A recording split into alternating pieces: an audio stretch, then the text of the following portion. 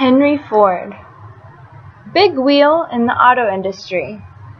Part of the Getting to Know the World's Greatest Inventors and Scientists series. Written and illustrated by Mike Venezia. Beats me, Mr. Ford. I don't know who could have done this to your horseless carriage.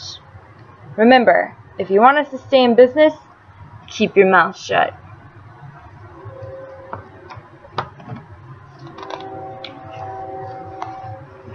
Henry Ford was born on July 30th, 1863 on his parents' farm in Greenfield Township, Michigan. Henry was the first person to make dependable automobiles that were affordable enough for just about any American family to own. He forever changed transportation and the way manufacturing is done. Henry Ford's Model T, produced from 1908 to 1927, has been called the car that put America on wheels. Here, Ford is shown with the 1920 Model T.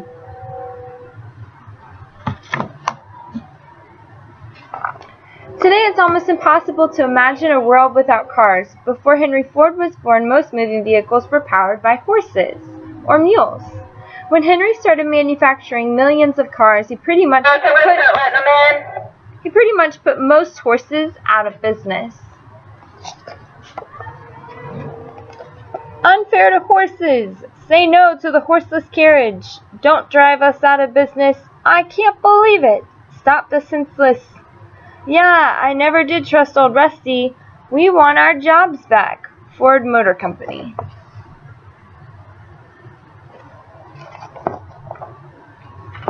While Henry was growing up on his family's farm, some neighbors said he was the laziest boy they had ever seen. Sometimes Henry would leave his chores to get a drink of water and then never come back. Henry hated hard farm work and would do anything to avoid it. Here's a photo of Henry Ford as a young boy. And then down here it says an 1876 illustration of the Ford family farm in Michigan. Henry would much rather spend time in his father's work shed thinking up ways to use machines to make farm work easier. He loved to tinker with anything mechanical. Unlike other kids, Henry's favorite toys were tools, nuts and bolts, and machine parts. Happy birthday, Henry! We thought you would enjoy it. Wow, a Knickly valve! Thanks, Mom and Dad.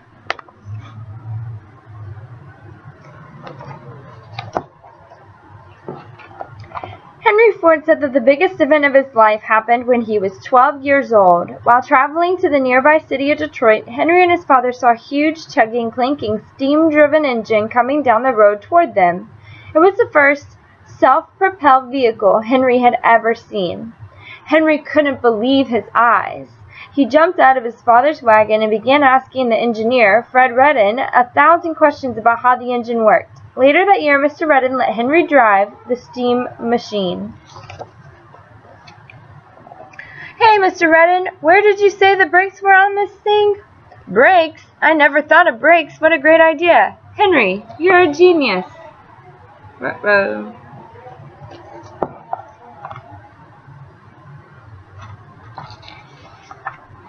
In the late 1800s, portable steam engines were hooked up to operate sawmills, threshing machines, and other equipment. Henry loved the idea of a machine that could make farm work easier. He was even more fascinated by the idea of a machine that could travel down the road on its own power. This illustration shows an American farmer using a steam-powered plow in the 1890s. The day he saw the self-propelled steam engine, Henry decided he would become a machinist, someone who builds and repairs machines. Henry began practicing by building small steam engines. He also worked on his mechanical skills by fixing his neighbor's pocket watches. He even made his own tiny tools to repair watches. Darn, Kyle got at it again. Is there any hope, Henry? Sure, Mr. Grink, just leave it here. I'll have it ready for you in the morning.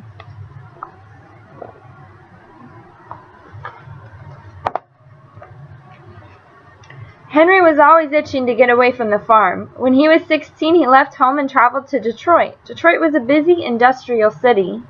Henry apprenticed at different machine shops there to learn everything he could about mechanics. In his late teens, Henry Ford worked as an apprentice machinist at the Detroit Dry Dock Company.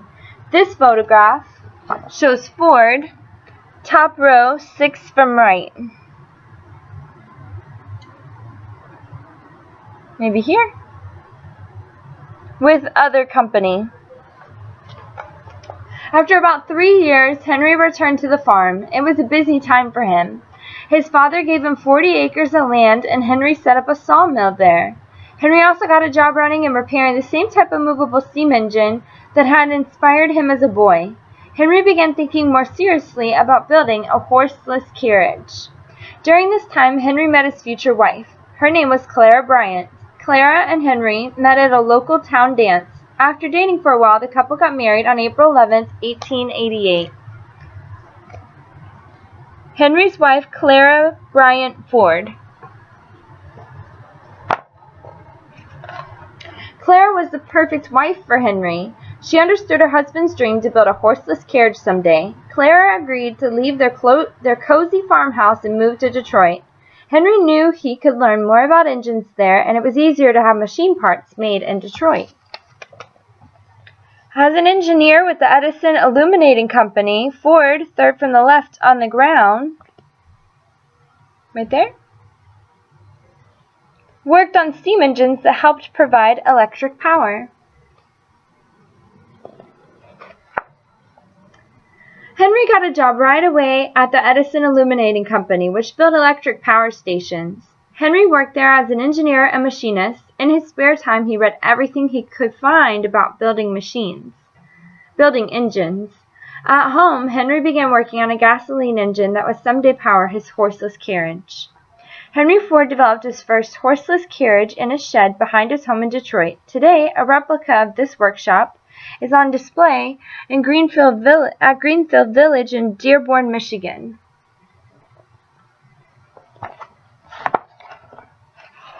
Some people think Henry Ford invented the gasoline engine, but he didn't. The gasoline engine, or internal combustion engine, was invented just before Henry was born.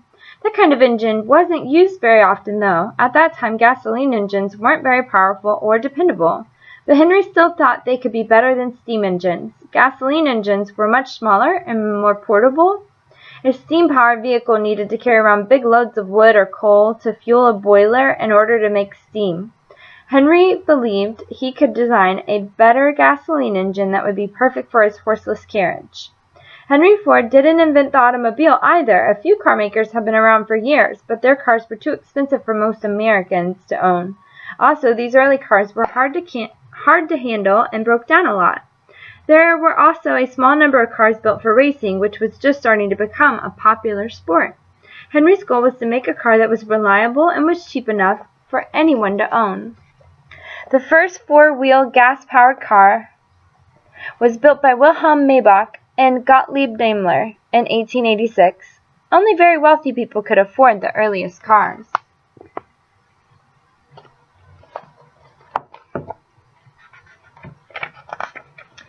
In November of 1893, Clara and Henry's only child, Edsel, was born. He was named after a boyhood friend of Henry's, Edsel Ruderman.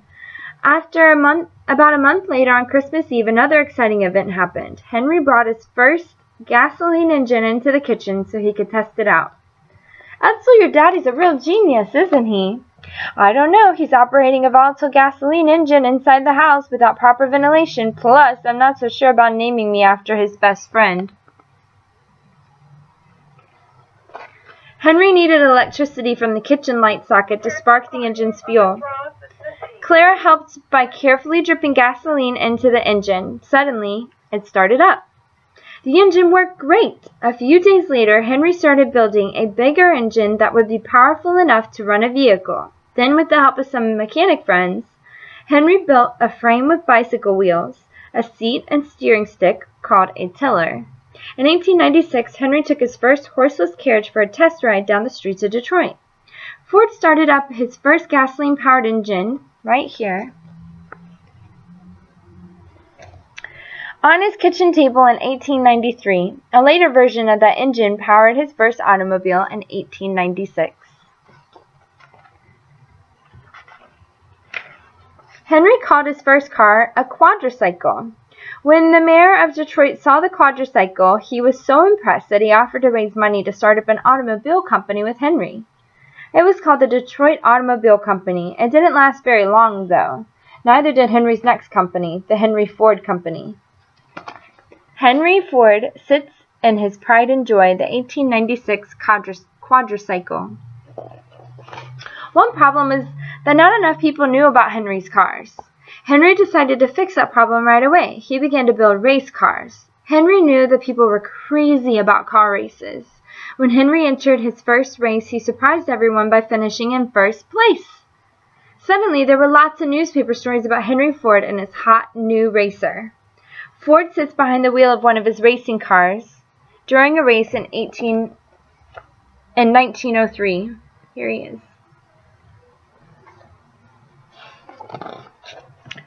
Winning races really helped Henry Ford's cars get attention. He started a third company, the Ford Motor Company, and it became a huge success. Henry hired lots of workers and began making a car called the Model A. People loved this simple, well-made car. Soon Henry and his chief designer, Child Wills, began developing other car models. So here's a 1903 Ford Model A, and then here's a 1906 Ford Model N, a 1919 Ford Model T. Henry named his first cars after letters of the alphabet. There were the models A, B, C, F, N, R, S, K, and one of the most popular cars ever made, the Model T. Now Henry's biggest problem was how to make enough cars for the thousands of people who wanted one. This challenge helped Henry Ford come up with his most important idea. Henry and his son Edsel in a Model F in 1905. Henry Ford began using assembly lines to manufacture his cars. Henry didn't invent the assembly line, but he brought this process to car making. Up until that time, a group of workers would collect all the parts needed to build a car. Together, they built an entire car before moving on to building the next car. Sometimes it took a long time to build one car because they had to wait for a certain part to arrive. Workers on a Ford assembly line in 1927. In an assembly line, however, each worker was assigned one small part of the job, such as putting on a wheel or tightening a bolt. Each worker would perform his task over and over as car after car rolled slowly by on a conveyor line. Finally, at the end of the assembly line, a finished car would be ready to ship out. Assembly lines made it possible to triple the number of cars that could be made in a day. Making more cars more quickly allowed Henry to drop the price of his cars, too. As this postcard boasts, 1,000 Model Ts were produced each day at the Ford Motor Plant in 1916. The Ford Motor Plant and 1,000 cars, a single day's output.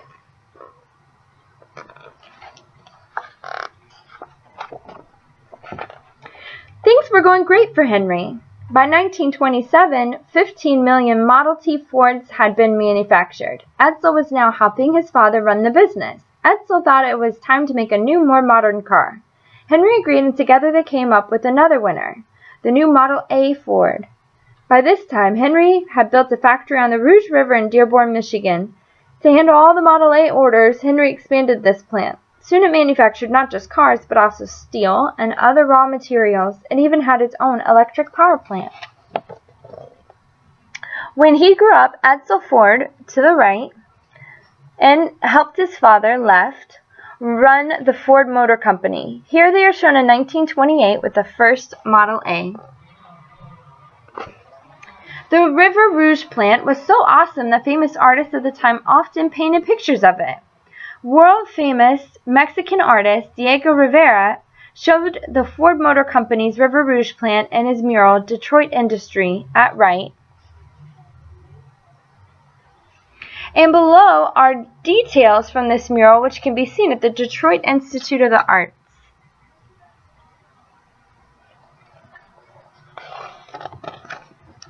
Henry Ford's company kept growing and growing. His dream had become a reality. Things weren't always perfect, though. By 1930, some competitors had also built large auto companies. Some cool-looking cars, like Chevrolets, began to take business away from Ford. Also, assembly lines had assembly lines have made production faster, but many workers became bored doing the same old thing all day long. Some workers were so unhappy that they quit after a short time. By the 1930s, Ford was facing competition from other car manufacturers, including Chevrolet. This is a 1935 Chevrolet. Henry tried to improve things by paying higher salaries and shortening the workday, but the situation never really got much better. Some critics blamed Henry for air pollution and annoying traffic jams, too. Great, thanks to Henry Ford, people will never find out why we crossed the road.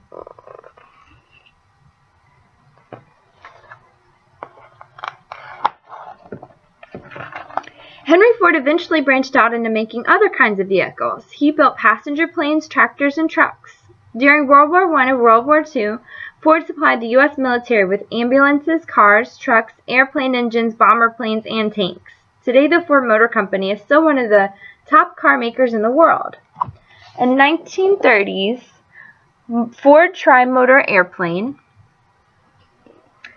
In 1940s, Ford tractor with the hole digging attachment.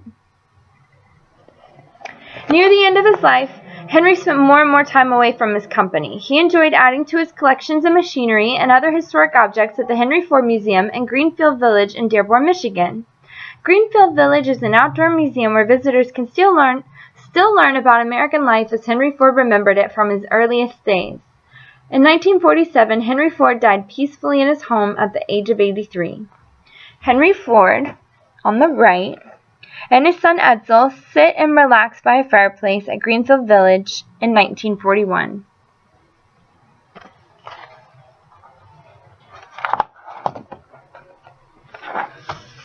A glossary with a pronunciation guide. The end.